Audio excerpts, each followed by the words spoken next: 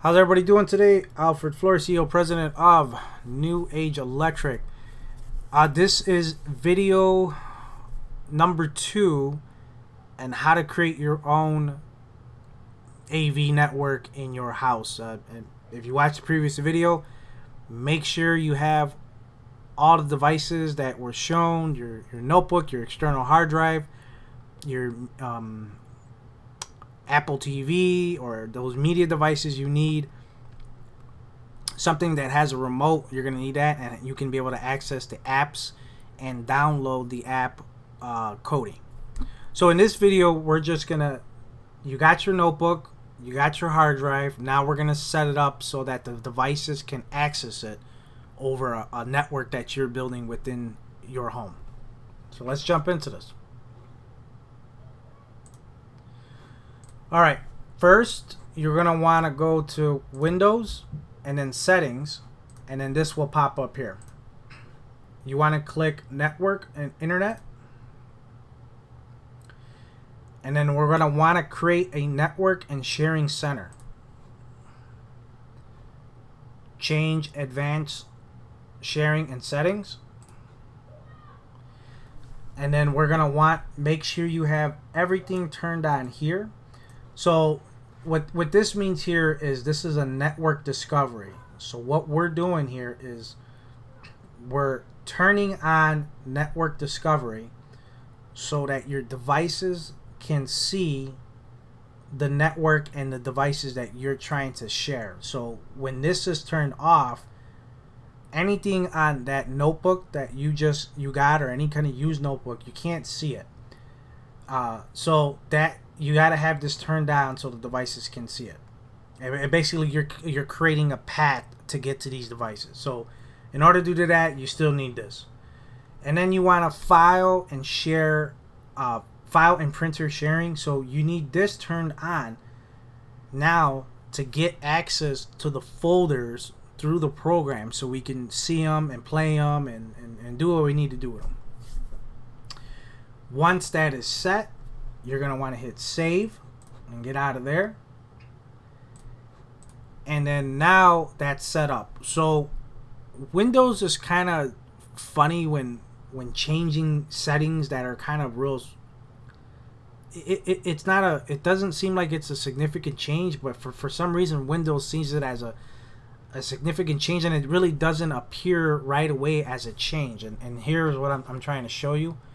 So when you have this done, you should now have something called a network here. Once you click your network, it's going to show you every single device on your network that you can access. In my case, you're seeing a lot here. Don't worry if you don't see anything. I have a house that I custom built all this stuff a while back, so there is tons of devices. And I have my business computer. I have the whole house AV computer, which that is my Alfred Flores, that's HP. My user PC is what I'm doing it right now, where I'm at. And then I have a Wi-Fi. It's called a personal cloud storage, where you can basically send all your stuff via an app from your phone. You can transfer all the stuff wirelessly, so it's like you know, your photos, your videos and whatnot. You can make it a settings overnight where it transfers everything, so it's almost acting like a backup. So if you ever lost your stuff on your phone or it crashed or something, it's backed up on your cloud at home. And this is an actual device. It's not a cloud over the web or something like that. Yeah, we're getting off topic. So I have 3 computers on my network. Then there's other devices and stuff that I'm doing. So what you're going to see is the name of your device that will appear right here. And then what you're going to want to, and I probably jumped the gun on this one, there is there it is. Media streaming. So you see the name. You can actually change the name for this so it shows up. It's totally up to you. You could change the name of your computer. Um, in this case, it's just going to be your computer on there unless you have a whole network of computers. Then I suggest you start naming all the computers. Okay, so once that is creating a network so the devices can see it, now we need to create a path on the network for your external hard drive. So I don't have a external hard drive on here, but I'm going to show you how it is done though. So this is the PC or my notebook that you're going to be doing. So we're mimicking this. So this is going to be your notebook at home. If I double click in here, I have a folder direct linked for movies. And that's actually the hard drive that you're linking it to. But in this case, it's just the folder itself. So you're wondering, how do we do that then? Well, once you're in your computer, that USB drive should pop up at one of these locations here, and it'll say external Seagate or whatever device it is. Once you're in here, you're going to click that. You're going to want to right click it, hit properties, and then we're going to want to sharing. You're going to want to hit advanced sharing. As you know, you see there's nothing pat to this right now. So if you want to get access to your whole external hard drive, this is the way you can do it. In mine, I only have access to the movies only because that's what I use it for. But like I said, it's still keep everything in each folder. And my previous tutorial was movies, music, personal videos from your cell phone, and photos. So make sure you separate all those. You don't want them all bundled up. So we want to share this. So we're gonna hit advanced sharing. We want to share that folder, and then you're gonna call it whatever you want to call it. What I suggest you doing is after that's done, and if you just wanna people just to see it only, I leave this right here. If you want to delete stuff, which I would say no, because if you got young kids, they're a little trigger happy with buttons, and they'll delete stuff and it'll be permanently deleted. So just, you can hit deny for that stuff, or if you do read only, you should be just fine. If you want to hit deny for changing controls, it'll just, when you're in the program Kodi, it'll tell you something, an error happened. I don't know, I haven't really tried it. But after this is done, hit OK, then hit OK, and then you're good to go.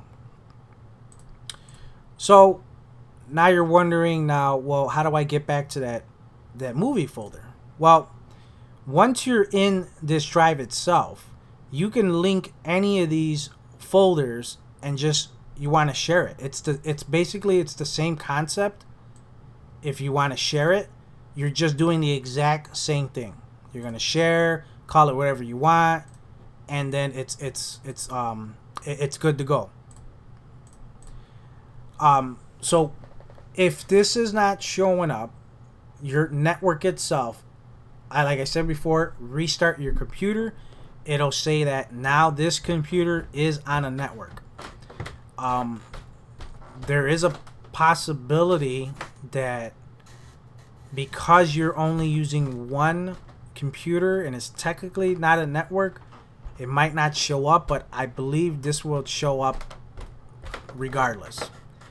I haven't tried it without one computer. Well, actually I did. It still shows up as one. So yeah, it should show up as one device here. So after that is done, our next step is now we have to plug in our device, pause the video, go in there, set it up. I know you have to put in emails and passwords, and sometimes this takes a while to do, and then you download the apps and whatnot. And once you get past that, you could go to the a Google Play Store for Android, and I forgot what it's called for Apple. I don't know if it's the Play Store or the Apple Store. I don't know what they call it now. And download Kodi. We are going to end this here. The issue with this is I cannot do it on the computer because it's going to be totally different. Well, I can do it on the computer, but for the demonstration purpose, I want you to see how it looks on a one of these devices versus a computer. So I might do both. So stay tuned for the next video. We are going to take what we learned so far. We got our Windows notebook plugged in. We created a network now. We basically have our external or internal hard drive, solid state, attached to our notebook. It's on our shared network so we can access it. We put all our movies, our music, our personal videos and pictures, we put them on there, and we all have them on different folders. Your last second to the last step, we put our device onto our TV. It's probably going to be a USB, an HDMI device. If you have NVIDIA Shield TV, Android box, Apple TV, a Roku stick, or whatever it might be. Your last step, download Kodi. And Kodi is going to be a little bit complicated, but if you follow it, it's not that hard, and once it's set up, you probably don't have to touch any of these settings again. So stay tuned for video number 3, and I'm excited about this one because I love sharing my technology tips and building kind of like an AV, custom AV for your house, smart homes, and I'm gonna be doing that next, smart devices too. So that's gonna be really cool. And yeah, stay tuned for the next video. Thanks for watching.